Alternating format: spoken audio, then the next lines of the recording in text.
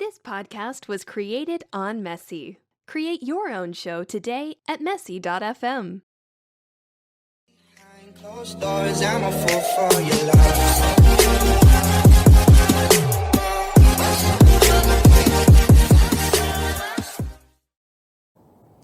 What is going on, Atlanta? Welcome to another edition of Sports Brothers Atlanta. I am your man, Matt. I'm alongside here, who other than Ro. First show of 2020. We're excited for the new year. Yep. Got any resolutions so far this year? Or? Yep. I sure do. I got a few, as always. Yeah, I got a few as well. Heading out to a cruise in March here, and decided I don't want to look like I belong in the water, so I'm gonna work on get a little tan, get some more exercise in, and we should be good to go. So first things first, kind of some buzz that's been flying around on Twitter and things like that, especially with how active the Atlanta Braves fan base is on Twitter. They're more active than a lot of the professional baseball fan base on Twitter. Josh Donaldson's getting a lot of buzz on where he's going to wind up. It seems like the Braves are going to be the favorites, but then again, you never know. The Nationals signed Asdrubal Cabrera and Starlin Castro from Miami, and then Asdrubal. So that pretty much takes him out of the running, in my opinion, as far as Josh going to the Nationals. But then again, you never know. Crazier things have happened. So it pretty much comes down to the Braves and Minnesota with the Twins. So really the question is who gives him the most money, who values him the highest for those 4 years that he wants. The Braves and the Twins have both come to an agreement that they would give him 4 years. So there's only really a few things flying around. Is 4 years worth it at the age of 34? And is he worth that per year, what he's asking for? He's asking for, we would assume, around 25 to 26 million per year. I think the Twins have come out and said they'd give him 4 for 110. So I'm not really sure where that's what the he's Braves holding have out. come to. He's holding out. Reports are from the score. He's holding out for a $110 million deal. So he's going to hold out till he get $110 million. Who's going to give it to him at 34 years old? He'll be at 38 at the end of the contract. I don't know. Yeah, I mean, that's a tough scenario. You assume that a player starts to decline around the age of pretty much after 35. Yeah. I don't expect their numbers to get any better. They might be able to hold it as far as consistency, but I don't see those numbers getting any better after this year and maybe the next year. So is 4 years worth it? I believe it is, just for the fact that I have zero trust in Austin Riley at third base. I've seen the numbers coming up his whole career. He's obviously got a huge bat, a lot of pop in that bat. Nobody's denying that. He hits 35, 40 home runs a year. He did it all throughout minors. And he came up here, hit 9 home runs in his first, 11, 12 games with the Braves. And then it took a sharp dive off the deep end. And he wasn't able to find the bat. It was a pretty upsetting thing to watch, especially when he came up for those first, 20, 25 games. It was just absolutely killing everything that came over the plate. And then he took a sharp turn. And like I said, You can't have something like that happen for a consistent third baseman, especially for a team that's obviously shown that they're going to be in the playoffs year in and year out for these next 5 or 6 years. And so that's something that you can't have at third base. So, yes, you fall on Donaldson because it looks like the Arenado thing's not going to pan out. They're going to ask for everything in the moon, and I don't think that's something that Anthopoulos is comfortable with giving up just because of the deep talent that we have in the farm system. I think those guys have a chance to pan out and be really good. Well, I'm looking at maybe the first 2 years then, Matt, pay him the most money when he's 34, 35, 36, give him the most up front. Then the back 2 years, we give him the lesser amount. Right. He had 37 home runs last year, 259. Then he also he had a 279. Then he had, that's over the course of 155 games he played in. So, I mean, his numbers are still pretty good.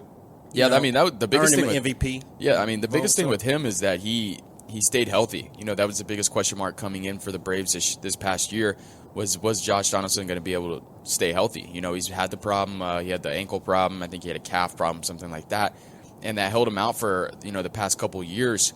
And so we were really concerned about that. So the 1-year contract seemed like a good deal. Now, is he able to consistently hold that for 4 more years? We don't know. But his numbers last year, nobody can deny that those numbers were very, very worthy of the value that he is expecting. I feel completely comfortable with paying him $25 or $26 million this year and maybe next year. I'm not comfortable with the years after. So like what Rose said, I'm very cool for settling up this contract quite similar to what the Phillies did with Bryce Harper and what the Angels did with Mike Trout load it all up in the front, and then when they're 37, 38 years old, you bring that value down. He might not hit 37 home runs again this year, but at least hit over 30. I'm sure he can get next 2 years 30. Yeah, I mean, I'm sure he can. There's no problem with that, and for these next 2 years, if he stays like he did this past year, I'm okay with paying him 28 to 29. I am, and then dumping it down maybe to 22, 23 in those last 2 years. I don't know if he's willing to do that. It's still the same amount of money at the end of the day. It's just kind of how you work that as far as salary cap and things like that. Because I still expect Freddie Freeman to get you about 37, 38 next year, and I expect Acuna to get over 40. I think he's going to be in the 40 club for a while. And I really expect big things out of Swanson next year. I expect him to at least get over 30 next year. And I expect him to stay healthy, too, as well. I know that's a tall order to ask, man, but I still expect him to stay healthy. Yeah. Because he hasn't been healthy over the last 2 seasons. He's a hometown boy, and I'm rooting for him, so I hope he does really well next year. And if he does play really well next year like he did in the postseason, hey, they can go really far next year. Yeah, and still win the division again 3 years in a row. If he can complete an entire season with staying healthy and play half of what he did in the playoff series against the Cardinals, that does a lot of good things for the Braves, because you look at it as good and as important of a position as shortstop is.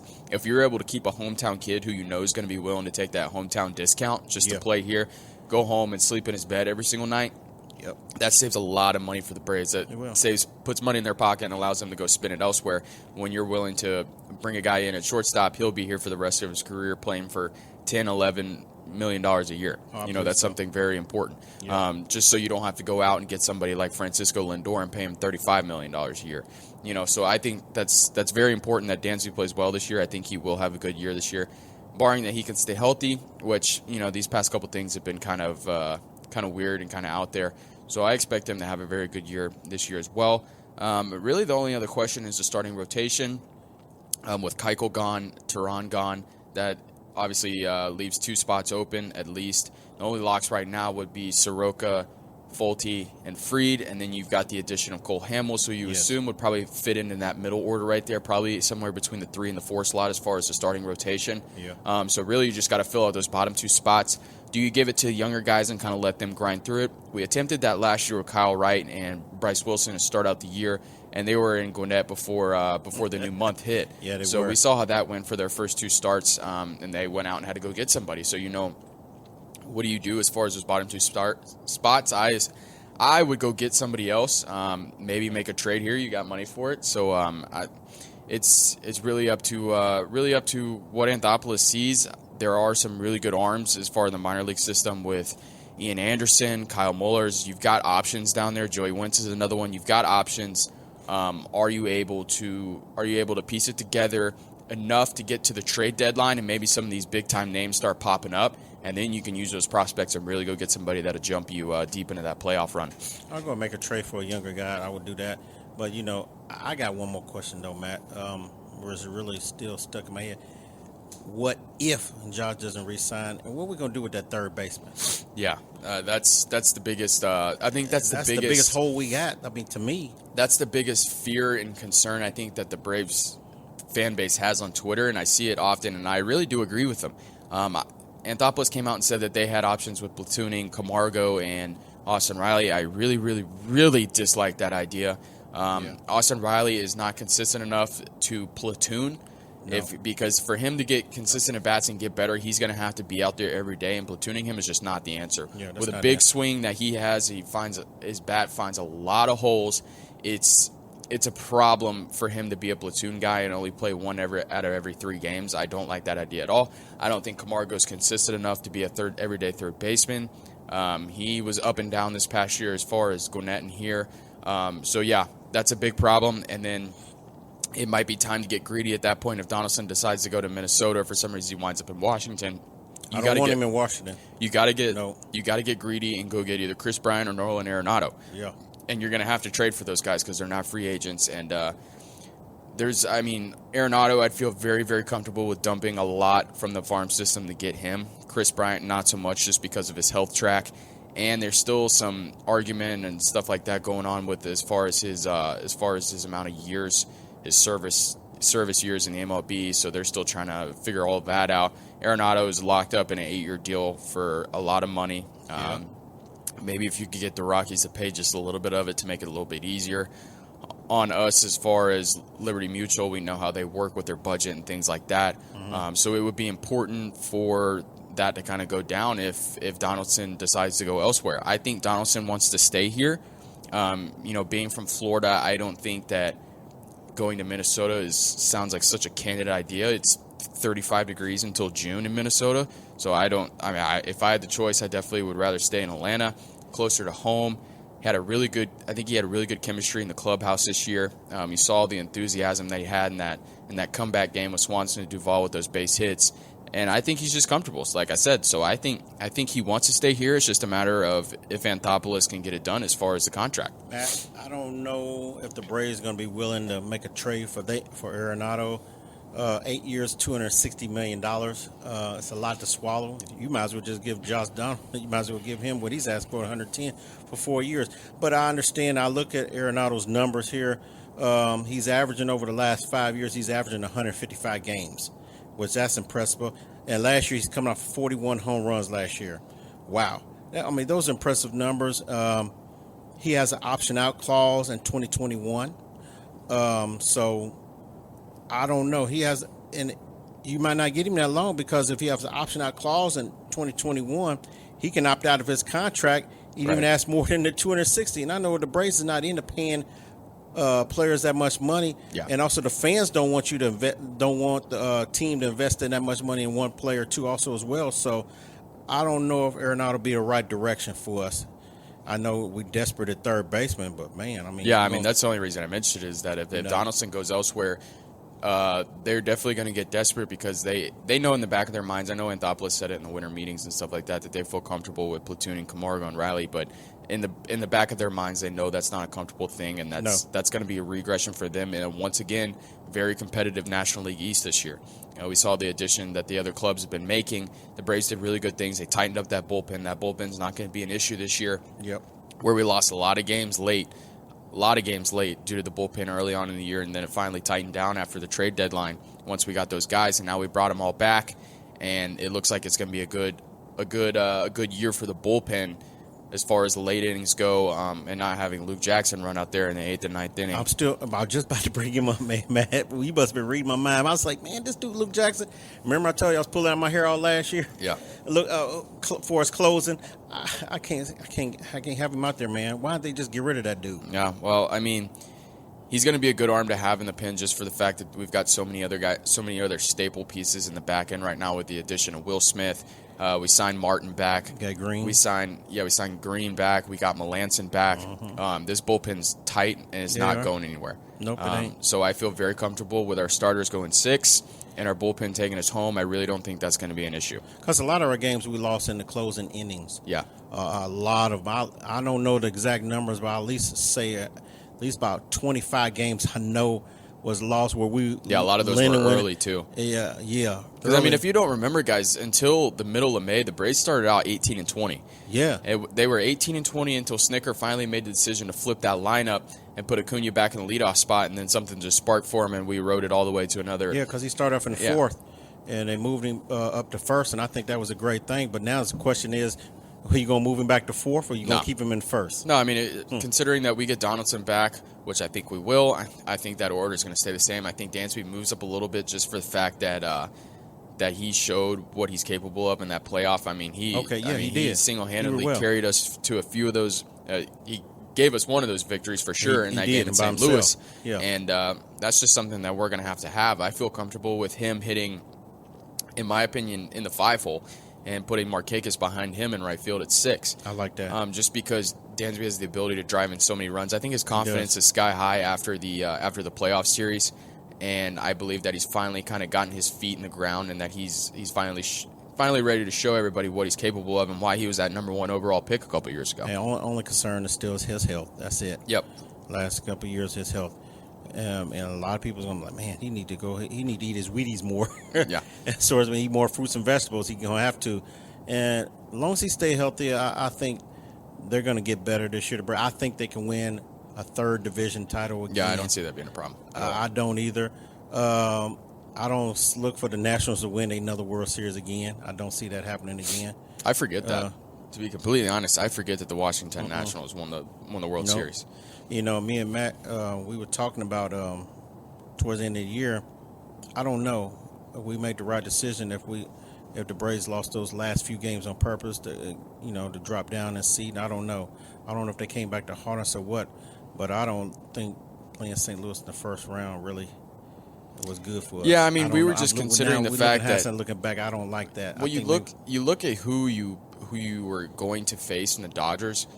There wasn't a lot of people out there that were taking the Washington Nationals over the Dodgers in a series. No. You just look at the Dodgers roster and who they had. That's why we didn't want to play them.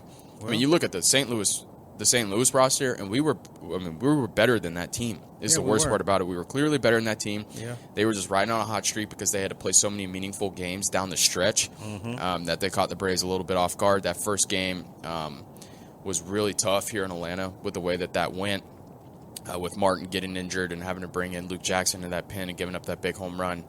That kind of set the tone for the whole series, in my opinion. But look, it's a new year.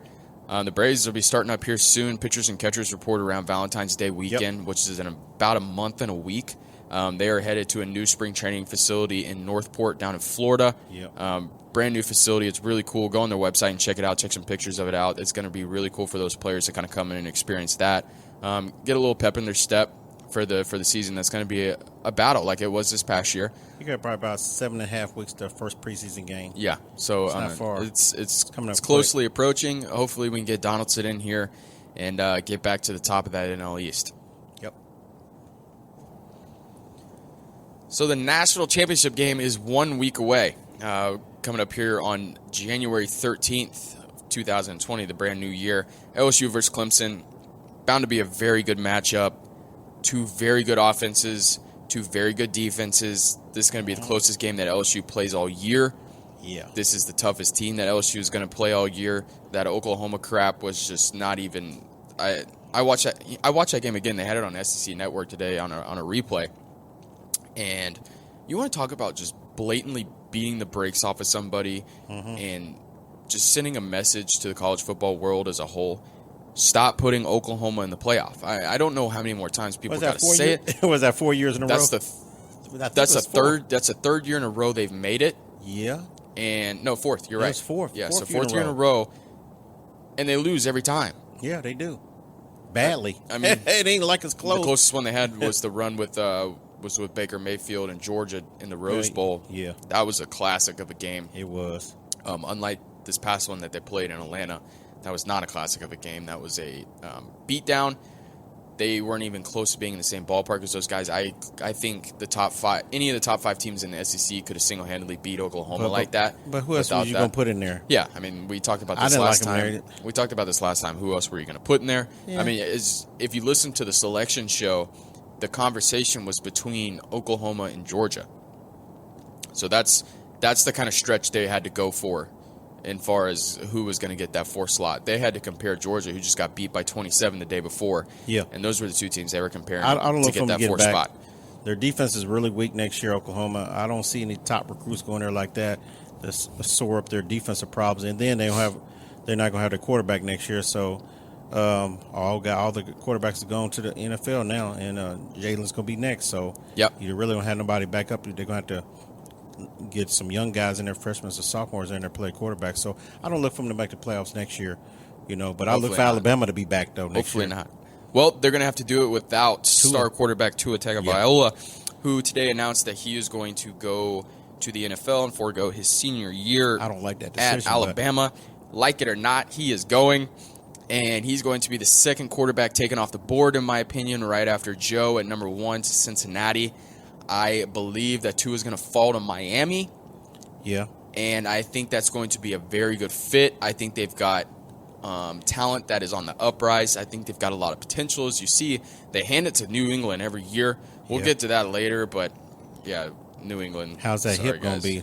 Yeah. That's why I wanted him to come back. Yeah, that's what we want to know is how healthy is that hip going to be. If he stays healthy, he's bound to have a very good career in the NFL, much like Joe Burrow, who is playing next Monday night against the Clemson Tigers. Some key things that I'm looking forward to. We talked about it on the last show is it's going to come down to, can Clemson stop LSU? We talked about it last show. I'm sorry, we're going to talk about it again. But that's the only thing you can look at for this matchup right here is because no other team has come blatantly close to step Auburn this year. Auburn's got a top 5 defense in the country. Yes. Clemson does as well, but you look at the strength of schedule and stuff like that, Auburn's played a lot better offenses than Clemson has. You can look at the stats and say Wake Forest and stuff like that have good offenses, but spare me. Please spare me the time. I'm not listening to that. So this is the biggest challenge. Obviously, clearly, this is the best team that Clemson has played all year. I'd never buy into the Ohio State hype, and we saw why. I thought they could have. There's a few questionable calls. I think they cost them the game, but I'm not going to say nothing about it. I mentioned it last week. Yeah, and but I think Clemson when they turned it around, Clemson turned it around. I think Clemson was the better team against Ohio State. Ohio State jumped out to that early lead, and then they blew it. They couldn't sustain it, though. That would hurt them. It's very, very painful watching teams blow leads like that after what happened a couple of years ago, but we're not going to get on that track. But I do hate when referees get into the game and they kind of like dictate the pace of the game. Yeah. I hate that. Yeah. I mean, there was definitely some questionable things that went down. And in New Orleans, but we're not going to talk about that. Yeah, either. that happened too. Push off. You're going to have a guy push off in the end zone again, second year in a row. But this one wasn't as bad as last year. Last year, he about tackled the guy. Yeah, this was a straight push off. This is about as clean of a play as you can get when you look at from what happened last year. It's still an offensive penalty, though, still. And they didn't call it. And I think the refs are scared to call it in the closing seconds, Yeah, it was just funny to see Saints fans a little upset. That always makes Falcons fans feel a little bit better. It does. It makes our day because they run their mouth, but there's nothing we can do about it. So getting back on track to this LSU Clemson game. Yeah, sorry, we gotta reel it in. So I mean, I can only make one key takeaway from what's going to happen in this game. I don't think Clemson's going to be able to stop LSU from scoring. It's not even a question I don't see it happening.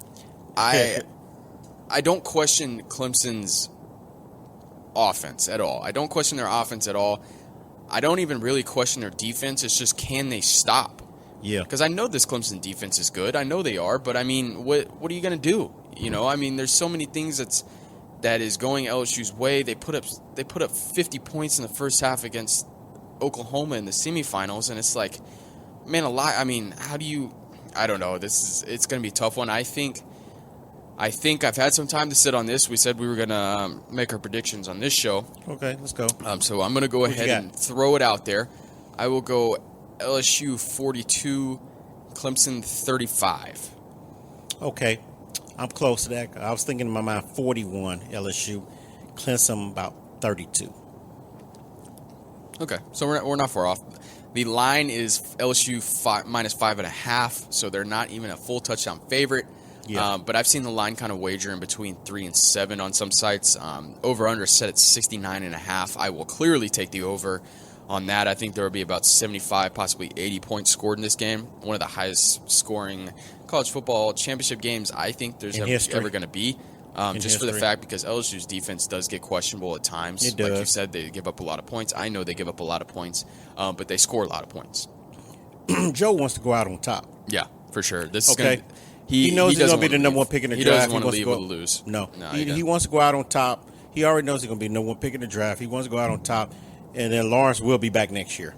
So, he's still got another year to go. So, I mean, you're looking at Joe Burrow, this year's number 1 overall pick in the NFL, and in my early prediction, Trevor Lawrence, the number 1 pick next year in the NFL draft. So 2 future number 1 draft picks in this championship game, I think is going to be very exciting. I can't wait. Can Venables on the defensive side for Clemson draw something up to throw this LSU offense off track? But you've seen it game in and game out for LSU when these defenses come out and they make really weird adjustments or they come out with formations that LSU's never seen before. It takes them about a series or two, and then they kind of come together and they figure it out. So it's really not can you stop them, it's can you slow them down and can you confuse them enough to where you can score points. Matt, why is it on ESPN? Yeah, I know. It's one of those things. They've bought the rights because they bought the rights to the college football playoff as a whole. All those games are going to be on ESPN. I don't like that. Like it or not, that's where it's going to be. They've got the MegaCast, which they do, and I'll kind of talk about that a little bit because that's pretty cool. So they do a couple things. They have the the Sky Camera, which is if you guys watch games, you see the camera running back and forth, up and down on the zip line across the field. Yeah, I like that. And so they've got one of those shots. There's no commentators on that, so you're pretty much just watching the game, pretty much like you're watching film. Yep. which is pretty cool to watch if you're looking for something to kind of mix it up. If you don't have a dog in the fight and you just kind of want to see different views and stuff like that, that's really cool to watch, in my opinion, especially if you're interested to see how does Joe dissect the defense, how does Trevor Lawrence dissect the defense, because they got it with the cameras facing the quarterback's back, so you can kind of see his reads, see his progressions, where he's going to throw the ball, pre-snap checkoffs, stuff like that. So that's really cool to see as far as that. They've got a coach's room, which is where they're watching the game, and they got a group of pretty much college football analysts and former coaches and current coaches and stuff like that. They sit in the room, they kind of break down what they're watching and why they decided to do this, or why did the coach decide to call that call, and stuff like that. That's pretty cool to watch. They got a Spanish one for anybody out there who wants to watch the game in Spanish. Maybe the commentators annoy you. I don't know. I've done that a time or two, especially in the home run derby in the MLB with Jessica Mendoza. I can't stand listening to her watch, so I flipped it to the Spanish channel. So if you're looking for a reason to not listen to these guys, there is a Spanish simulcast that'll be coming on, so you can watch that. And then you got the normal one, which what I assume would be Chris Fowler and Kirk Herbstreit on the call. So a lot of things going on as far as this game. It is in New Orleans, which is pretty much a home field advantage for LSU. I think it was 65% of the tickets was sold just in the state of Louisiana and Texas, and only 5% were sold in South Carolina. 2 days ago, the line was 5.5. Opening day was on December 29th. It was 4.5, so it then went up 1 whole point for those in the betting market. So yeah, that's the spread so far, 5.5. They do this with any championship game just for the fact that... I think it's probably going to end up to about 6.5. Yeah, maybe. They're basically going to take, can they cover by a touchdown, pretty much is what you're looking at for, or 6 points, so 2 field goals, whatever you want to take it as. Yeah. But yeah, I mean, this is going to be an incredible game. I hate that it wasn't this Monday. I got to wait a whole nother week for it. Anxiety's starting to build up a little bit. But that's look, why we're talking about it now, basically, Phil. Everybody out there, definitely, because we know it's going to be next week at 8 o'clock p.m., so it's going to be an exciting game offensively. Yeah. I don't look for these teams to really do too much for defense, man. They're not going to have no tired defenses. Whoever can slow them down and whoever gets the ball in their hands last is going to win this game. So that'll be interesting. And when we come back next week, we'll talk about the game, how it went, and what we can expect for the next year, and kind of glance into the preseason. For college football, we'll talk a little bit about recruiting next week. Kind of pull that up and see where everybody kind of landed as far as that, and quarterback situations, guys transferring, guys coming in, college or high school kids coming in, competing for jobs. Be updated to see what Jake Fromm does. I don't know if he's going to make a decision or not this week, but we'll have that as far as next week as well. I'll look for a decision interesting before the combines. I'll look for them the next couple of weeks before the combines come out. For sure. Because combine's going to be in Indianapolis. I believe it comes like March. March, I believe. So I believe he's going to make a decision. Yeah, he should make it here soon. I think he needs to stay though. Honestly, it might be, or it was wise for him to wait until what Tua said. Just because that obviously knocks Fromm down on the pecking order as far as quarterbacks taken in the draft, just in general, because I think they had him as the number 4 quarterback taken. I think he will fall to number 5. I think it'll go Joe Burrow, Tua. I think the kid from Utah State, Jordan Love, I think he will be the 3rd quarterback taken. I really like that kid. He had a chance to kind of shine against LSU early this year. Obviously, there's not much he can do when he's handcuffed like that with the offensive players that he has against LSU's defensive players. There's not a whole lot you could do in that situation. But I've seen tape from him. I think he'll be really good in an NFL offense. And then I'll take Herbert from Oregon would be my 4th guy. Just for his raw athleticism, he's huge. He's 6'6", 240 pounds. Obviously translates well into the NFL. Kind of like a Ryan Tannehill build, who's kind of resurged his career these past couple of games with the Titans. But I like his build, kind of similar to Drew Lock as well, who I thought played really well for Denver these past couple of games before the season ended. And then I would take Fromm 5th, if I was choosing for quarterbacks. So it'd be interesting to see. Well, no, Matt, thinking about it while you're talking, maybe he should come out this year, because next year it ain't gonna get no easier. Because Fields is gonna come out next year, Lawrence is gonna come out next year, right? So they're going to go before Fromm. Fromm still ain't even passed for 300 yards. And I kept mentioning that every week. I said, man, even in the bowl game, he didn't get 300 passing yards still. Yeah. He's going to have to be a little bit more efficient, and he's going to have to get his throwing up. a lot better. And I know they're a run-heavy team. Okay, I got it, but come on, man, you're too conservative. You have to come outside your comfort zone, come outside the box, and do the extra little things. So you're gonna need to do that in the NFL. Yeah, To make it in today's NFL as a quarterback, because I watched these NFL quarterbacks yesterday. We're going to talk a little bit about the NFL playoffs this weekend from Saturday and Sunday, but I can't see him. I don't know. Doing with the mediocrity he got going on in Georgia, I just can't see him making it in today's NFL as a starter. Yeah. It'll be interesting to see what happens and see if Georgia kind of adapts to the new offense that everybody else has kind of adopted. And if they are able to do that, I think they become a real contender next year. If not, I think they end up in the same situation they ended up this past year. So, and he's going to still go low in the draft again next year. So yeah, it'll be interesting to see what happens. But hopefully, we might have a decision this week. We don't know, but when we do, we'll be sure to include our take here on the podcast and what we think of that decision and how it will translate into next year. Yep. So the first round of the playoffs are complete for the NFL. 4 really good games, actually. I was really surprised with the way that this weekend went. I thought all these games were very tight, very close. Yep. Two of them in overtime. Yeah, so I mean, it was overtime. What a comeback for the Houston Texans against the Bills. Wow, amazing. How about Tennessee upsetting? Wow, the upsetting Patriots the out. Patriots. Woo-wee. Then First round, it went out, man. Then we got the Vikings with that late heroic win. And I can't stand Kirk Cousins, but boy, he came through he came through. Put a lot of people quiet, that's for sure. He sure did over Drew Brees. That's my dude. But and then the Seahawks were able to fend off the dwindling Eagles with Carson Wentz yet again going out with another injury. I'm sorry to hear that, though. I hate that because but Russell Wilson, after the game, he he asked the coach how he was doing, so I thought that was a good thing too. That's sportsmanlike, right? But Russell, he's unbelievable, man. Russ is great, man. Yeah, for sure. Russ is the man. Yeah. And what about Beast Mode, baby? Yeah. Beast Mode came through, got the touchdown. Mm-hmm. Hey, looked like he should have had that a few years ago when it was at the goal line, man. I was like, oh, why'd they pass it then? They should have rendered the Beast Mode back then. But then they finally rendered the Beast Mode and got the touchdown. Yep. He played well after sitting on the couch for the last few months. So, hey, that was great, man. Hats go off to them. Eagles, I'm sorry, back at home again. Played with a 40-year-old quarterback. I don't know. Yeah, that was tough to watch. It really was. He looked very old. Yeah. I don't even know why they brought him back. A lot of respect, though. I mean, to come back at 40 years old to do what he did, obviously emotional after the game. That was his first postseason game ever that he's ever played in. Yep, it was. After a long 17-year career, so it was pretty emotional for him. But I was glad that he was able to, get out there before he, we all figured he's going to hang it up here. But it's a young man's league. Yeah. Young man's league. Yeah. So I mean, let's look forward. Let's look forward to the next round. Yes. Some really good games again. Titans.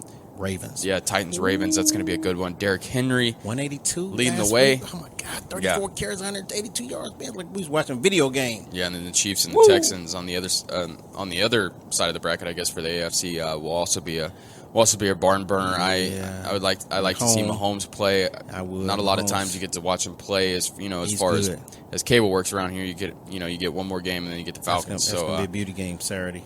Yeah, that's going to be a good one for sure. Yeah. So I'm no, excited that's on to Sunday. See, my fault. That's on Sunday. Yeah, it's on Sunday. Excited to see that. Yeah. And then as far as the NFC side, we have Seattle going up to Lambeau Field facing Aaron Rodgers up there. So that'll be interesting to see how that goes.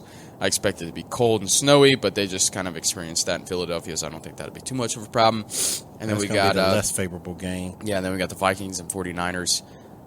So we got an interesting chance here for Kyle Shanahan and Matt LaFleur, who are, the head coaches of teams in the playoffs, to meet up in the NFC Championship, both of which are former Falcons assistants. Yes, they are. That's gonna be that's gonna be tough to watch. But it is what it is. You got to move on and get past that one. But some really good games coming up this week. Who you got? I'm excited for those. I'll take 49ers or Vikings. Who you got?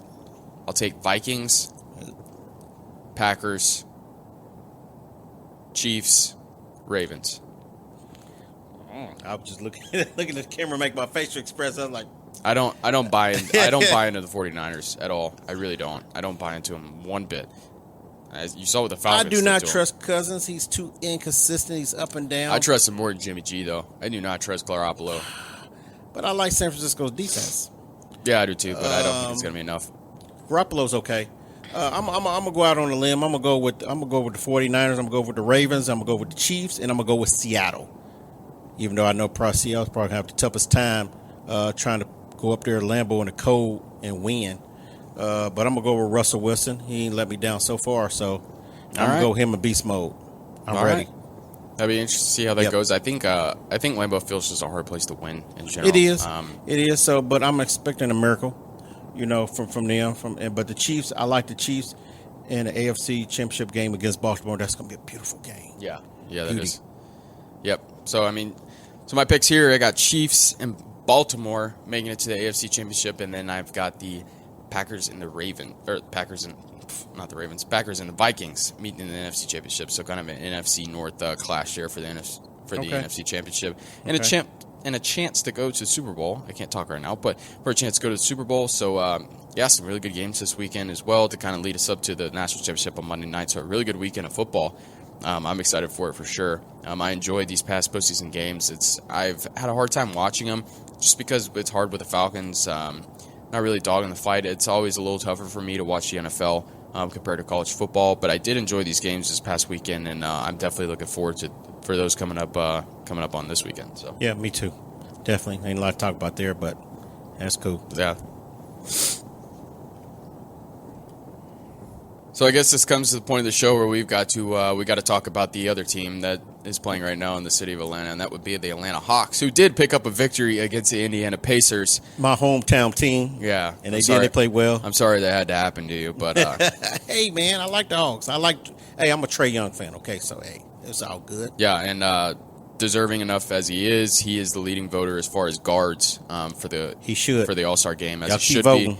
Yeah, for sure. He's definitely worthy of that. So like Rose said, keep out there, keep voting for him.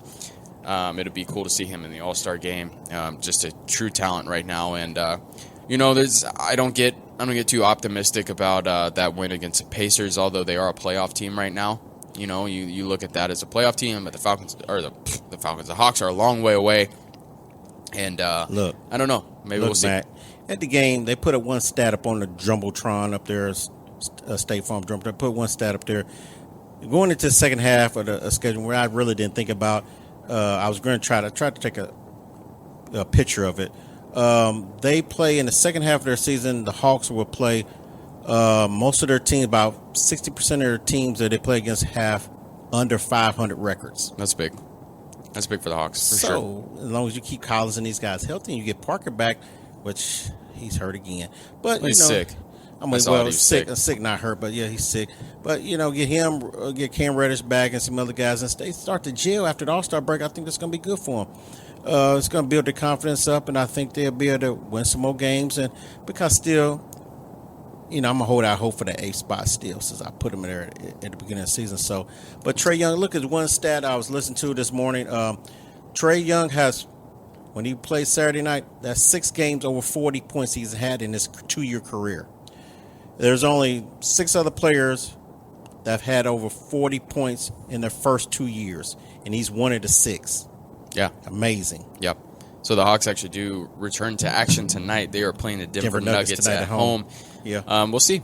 I'll be, after the show, we'll go home, turn it on, see what we got going. I think they could pull it off. I think with the team that they're kind of rolling, maybe got a little bit of confidence after the Pacers win, so who knows. I think Denver is a very good team, don't get me wrong, but I think the Hawks are able to hold their own. I don't know why I keep calling the Falcons. Maybe because they're not good. But maybe that's why it's kind of slipping in my head back and forth would be whole different sport. But hey, different sport. Yeah, so look, we're sticking through there with the Hawks. So it's tough to watch, mainly just for the defense and stuff like that. But when they do win, it's a time to rejoice and celebrate. Rowe might be a token of good luck. I don't know why he's not at the stadium right now. He should have been there until they lose. So if they lose tonight, you know who to blame. You know where to find them. Games. No, you got to make your way out there. I was able to hold it down by myself tonight. I think you should have just taken off to State Farm Arena. Yeah, you could have held it down tonight by yourself. So, hey, we lose tonight. We all know who that one falls on, and we'll make sure to bring that up in the next podcast. But, hey. Okay, let's look at the top 8 in both conferences right now. Because next month is All-Star game, and that'd be the halfway point of the season. Right now, Coming in at number 1 in the Eastern Conference would be Milwaukee Bucks with their 32-5 with the best record in the NBA. Boston Celtics to move up to number 2. They're 25-8. Miami Heat is at 26-10 right now. They're holding down that third spot. I don't know how they made it to the third spot, but they're there, 26-10. Toronto's in the fourth spot at 24-12. Fifth spot is 23-14 by the Sixers. They're underachieving because I thought they'd be higher than that.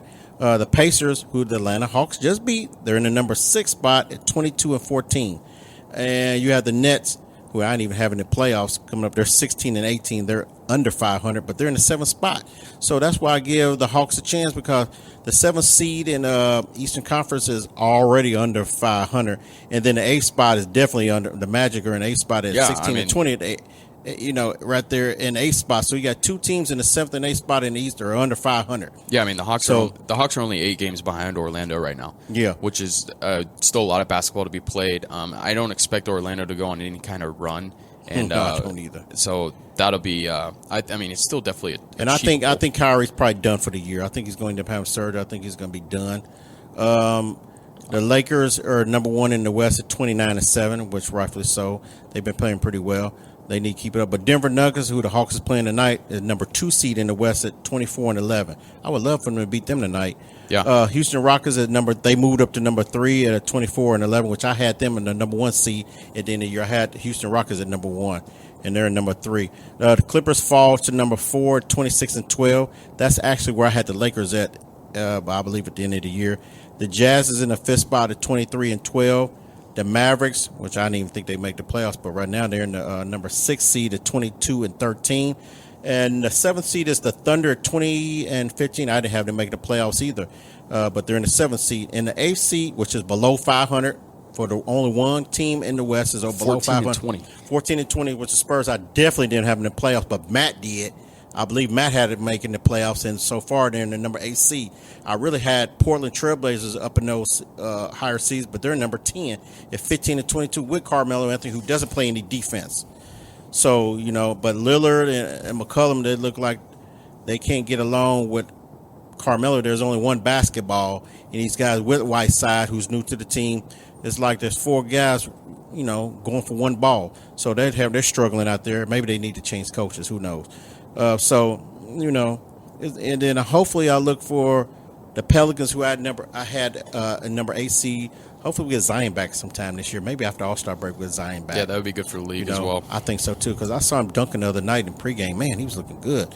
So his knee's fine. I don't know what they hold him out for. Maybe they just wait until the second half of the season, make sure, so he don't have to play the full season this year. So yeah, hey, for sure. But I like the way the NBA is going this year. It's no defense, though, right now. Guys like Harden and them and Westbrook, they're doing a lot of scoring, but nobody's guarding anybody, So, yep. So it ain't just the Hawks that playing no defense. The whole league ain't playing no defense right now. Yeah. So, yeah. So that's pretty much summed up for the NBA this year. So, but it's fun. Everybody start watching because football's almost over now. Yeah. So we only got one more week of college football, and you got in NFL, you got another about 2-3 more weeks. So after that, hey, just stick to all. We'll be talking about more NBA. We'll be getting on college as well, college basketball too as well, because it's undergoing too, especially before March Madness. Yeah, we definitely for sure. Got hype up talking about that a little bit more. Now we're going to talk about a little bit about high school basketball here in the next segment, which will be our last segment.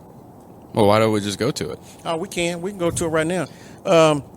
McEachin boys basketball team, they start out the season, I think like 10-0. Then they've lost.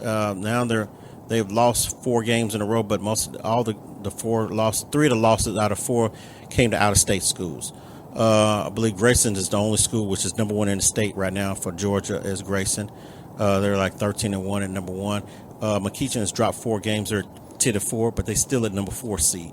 Also, which ain't bad but hats go off to South Cobb. South Cobb number 9 in the state.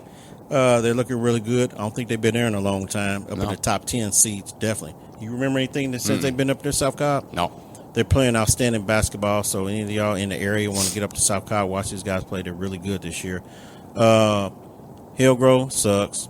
Basketball, that sucks. Marietta sucks. So most of the Region 3 schools not that good this year. North Cobb is okay this year, but We have McEachin tomorrow in action, and then Friday night they'll be in action also as well for high school basketball. But Sharif Cooper is still fun to watch. This is his last year, so if y'all haven't seen Sharif Cooper from McEachin play, y'all need to go see him play because this is his last year before he goes to Auburn. And Auburn's doing pretty good in college basketball this year. Yeah, they are. They're doing awful. They're undefeated, I believe so. I think they're like 13-0. So he's going to be going there next year to make them a lot better. But definitely y'all need to go over and see need to go see my man Sharif Cooper play. He busted about 2 weeks ago, had about 52 points, 13 rebounds, and 10 assists. So he had triple-double with that. So he's playing some awesome ball. So y'all really need to go over and check him out. But as far as anything else in high school basketball, I think the excitement's going to come in the next few weeks because the season ends at the end of January. And I think McEachin probably got like 8 or 9 games this month. The rest of the month, and so the other schools do too. And now they're going to get into the meat and potatoes, which I call, like I did in football, the meat and potatoes of the schedule, where McEachin, Hillgrove, and Marietta and Norcross start playing each other. North Paulding, they play each other twice this month. So they got a lot of basketball, high school basketball this month before the playoffs start next month. So it's got a lot going on this month. So everybody get out and support these young high school players because they need the support. And just fill up these arenas, definitely. I know we in Georgia. It's a football state. That's why we talk a lot about football and baseball here. But, high school basketball and college basketball is starting to come up some because sure. Even Georgia's playing pretty good this year. Georgia played really well with that upset against Memphis. That's a top 10 team that Georgia played because they got Ant-Man, better known as Anthony Edwards there. He played the Holy Spirit last year here, and he had a fantastic – I got a chance to see him live and talk to him after the game. He did really good against McEachin when he – in McEachin's building. He had about 35 points, and he had about like 10, 12 dunks. And I knew then he was going to be a special kid. And he's also a 5-star player too, so going into college. So I don't know why he picked Georgia, but he's helping Georgia out pretty good. He's like the second coming of Dominique Wilkins there. I'll call him that. The boy's got some ups. His vertical is out the roof. And I expect him to be in the NBA too, so y'all keep up with him. Ant-Man, they call him, better known as Anthony Edwards. He will be in the pros for sure. Top 5 pick. Yeah, he is definitely. Yeah. So you need to check him out. Check some of these schools out. For sure. So come out, support them, check them out. Also, check us out. We're right here on Facebook Live. Hello to all our people right here. We're going to be right here on YouTube videos going on right here. You know where to find us on Instagram. We still have that contest going up for the Hawks tickets. I posted on Facebook the other night, so go to our Facebook page, Sports Brothers Atlanta Facebook page. You'll see there for free tickets, Matt. I screenshotted it from our Instagram page. Right. Or you can go to our Instagram page and look Sports at Brothers ATL. All you got to do is follow us, like the post, and you will be entered in to win those 2 tickets to go see them play the Orlando Magic at the end of it's at the end of February. End of February? Yeah, so we got some time. Y'all better get them tickets because if not, then me and Matt going to be going. Yeah. How about that? If y'all don't get them tickets, me and Matt going to be up that game. Definitely. For sure. So catch us out. Hey, we're again on iTunes, Messy.fm, Spotify. We're on all of it. Yeah, we're on all the social media platforms. Yep. We try to be for Apple, Spotify. Now, Apple and Spotify, as soon as we edit the shows, they're up right away. Yep. They automatically connect to where we used to have to post them up there on ourselves for Apple and Spotify, but now they go up automatically when he does it in Messy FM. Messy FM, you can listen to our show on Messy FM and Spotify and Apple, all those 3 platforms, and you can watch our Facebook Live too. So we try to be at as many platforms. And Tyrone, who's our cameraman, he's gonna put them up. He's gonna put them up on YouTube. So we got 2 up there now. So go to YouTube and subscribe to Sports Brothers Atlanta. Subscribe. So we got 2 videos y'all can subscribe to, and we got some more videos to be up to as well. Yep. But until the next week, we will catch y'all then. We're out of here. Out.